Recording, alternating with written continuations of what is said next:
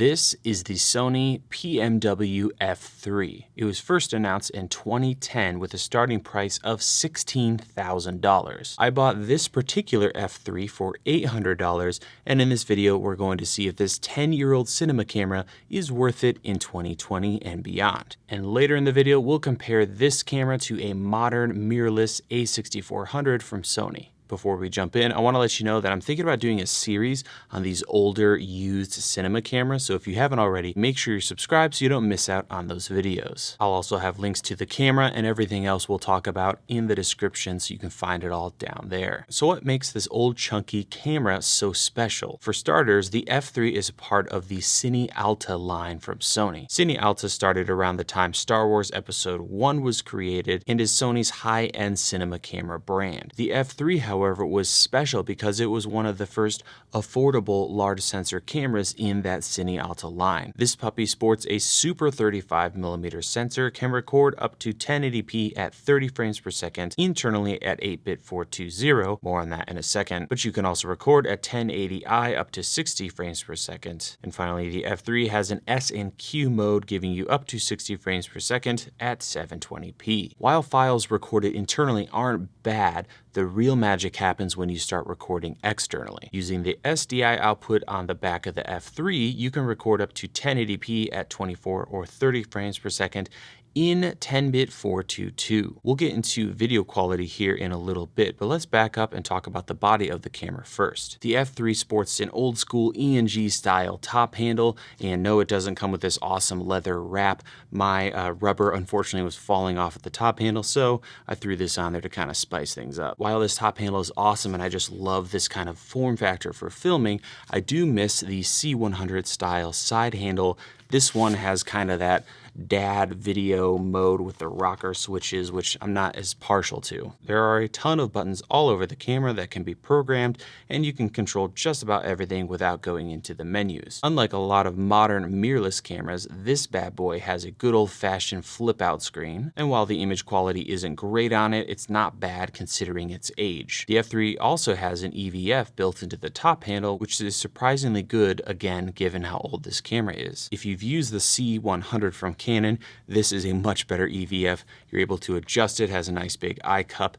Just pretty good all around. The screen of the camera shows plenty of helpful information, and I love the IRE exposure spot meter in the center of the screen. It makes checking your exposure so easy, and now I want this in every single camera. One huge advantage to the F3 over modern mirrorless cameras is the built-in ND. So you've got two modes here, as well as an off position, so no more fussing with ND filters and fader NDs. Just flip the switch and you're good to go. The F3 records to SxS cards and actually has two card slots, which is pretty handy. And while these cards are cheap and often come with the camera, I would recommend looking into an SD to SxS adapter, allowing you to use standard SD cards with this camera. I would definitely recommend that route because it's just easier to use if you have SD cards, and finding SxS card readers is really difficult and very expensive. All of that said, you can simply just connect the camera to your computer over a USB cable and import your footage that way. For audio, the F3 has two XLR inputs, and on the camera operator side, you have all your controls for audio, as well as a headphone jack, all things that are still very hard to find on mirrorless cameras. The F3's lens mount is a very interesting one, and it is the Sony FZ mount, but most cameras also ship with a PL adapter. Unfortunately, you'll need to buy an adapter to mount lenses that are not FC or PL, but fortunately, the flange distance is very short, so you can adapt a lot of different lenses. There's even a speed booster you can purchase for this camera, although it's a little pricey considering the age of this guy, so I just ended up buying a cheap Canon EF to FZ, and I've been using it without any problems with all of my EF mount lenses. For power, the F3 uses Sony BPU batteries, and there's also a DC jack on the back of the camera for AC power. I bought a second battery on Amazon for $60, and this particular battery has an LED indicator for life, a USB output, as well as a D-tap output. This allows me to not only power the camera, but also other devices like monitors, recorders, and other things. Similar to Sony's mirrorless cameras, the F3 has several different picture profiles that can be changed to change the look and the dynamic range of your image, but the most interesting is the S-Log profile or log profile on this camera. By the way, this is S-Log 1, not S-Log 2 or 3 that we see these days on cameras. Originally, the camera didn't ship with S-Log, but later Sony released it for sale, and then even later than that, they offered it as a free download, so you can update your camera to include S-Log as an option. Like I mentioned earlier, using an external recorder is the way to go if you're looking for the highest image quality possible on the F3. I did a comparison between recording internally and externally, and it is pretty easy to spot the difference. To record externally, I use my Shogun Inferno, which is obviously a little bit of a handful with this camera, but it makes for an amazing monitoring setup with that 7-inch display. You can use any other external recorder as long as it supports HD SDI recording. So as an example, for a more budget-friendly and compact approach, I bought a used Blackmagic Hyperdeck Shuttle 2 for $100 and now can record to SSDs. This helps with the overall size, and I can even power the Hyperdeck off of the before mentioned battery. Now let's see how this $800 cinema camera compares to a mirrorless modern camera from Sony. So here's what I found when recording internally on the F3 and comparing that to the A6400. Clearly the A6400 has a lot more resolution. It's a 6K sensor capturing 4K versus this older 1080p camera. So the winner when it comes to resolution is of course the A6400. I did a really interesting test where I recorded in HD on the A6400, and when you compare that to the F3, I think the F3 looks incredible. It goes to show that HD on Sony cameras really isn't that impressive. When you record externally on the F3, obviously the resolution doesn't change, but noise is slightly reduced. And now we're talking about 422 10-bit on this camera, which is so much easier to grade. In the color department and overall image quality, I think the F3 is in many ways superior to the A6400. So let's take a look at S-Log. So in this test, I shot S-Log 2 on the A6400 and then S-Log on the F3. The first thing you'll notice is S-Log 2 is a little more flat than the original S-Log, which you'll find in the F3. But then when you start to grade your image, things get really interesting. On the A6400, if you just start playing with contrast and saturation, the image just looks awful. Whereas on the F3, you can simply grade this without any LUTs and it looks really, really good. Now, a lot of you, myself included, would at this point scream, but Caleb, you need to be using the proper Sony LUTs to get the most out of S-Log 2.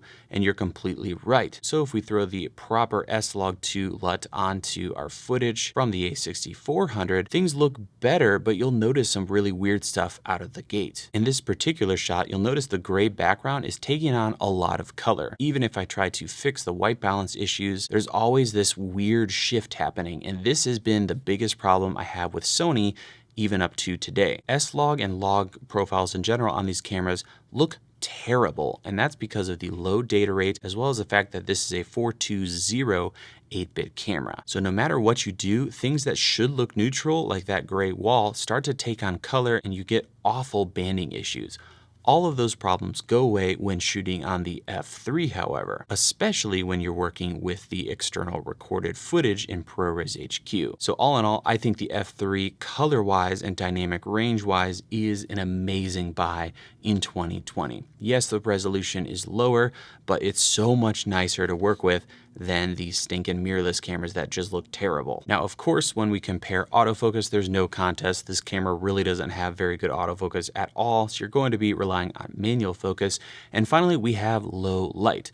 The A6400 is notoriously good when it comes to low light, so I compared it to the F3, which only goes up to a max of 18 dB or 6400 ISO. So let's start there and compare it to the A6400. All things considered, I'm pretty impressed considering this camera is again 10 years old. And just for kicks and giggles, I also shot on my A6400 at 12,800 ISO to see how that compared to the older F3's 6400 ISO. Finally, if we shoot both cameras at 800 ISO, the F3 looks great. That's one of the best settings on this camera when it comes to dynamic range, and the image quality I think looks really good. So again, this camera isn't great at low light, but at 18 dB or 6400 ISO for 10 years, this is pretty impressive. And of course, when it comes to usability, this camera is amazing. Sure, the image quality on the display isn't very good, but if you connect an external monitor, you now have built-in ND with great audio, an EVF, tons of battery life, and a lot of functionality. So this is a really awesome camera if you're okay with HD as opposed to a higher resolution and good autofocus option from a mirrorless camera. So at the end of the day, the Sony F3 is a ton of fun to shoot on, and you can get a great setup for under $1,000, including a lens adapter and an external recorder. The form factor, build quality, functions like built-in ND, and great audio make it a really fun all-around camera, especially if you're getting started and want more bang for your buck out of the gate. Another huge feature for me is the image quality at 1080. In many ways, I prefer this camera over modern cameras because you can do so much more with the footage, and even though it's HD, by the time you just get out and shoot with it, it's kind of hard to tell and the color and way you can grade the footage. So that's gonna wrap up my review of this 10-year-old Sony F3. Let me know what you thought in the description. If you'd like to see more videos like this, subscribe and tell me. I'd love to hear what cameras you'd like to see me cover next. As always, I appreciate you guys watching. Hope you have a wonderful rest of your day, and we will see you in the next video.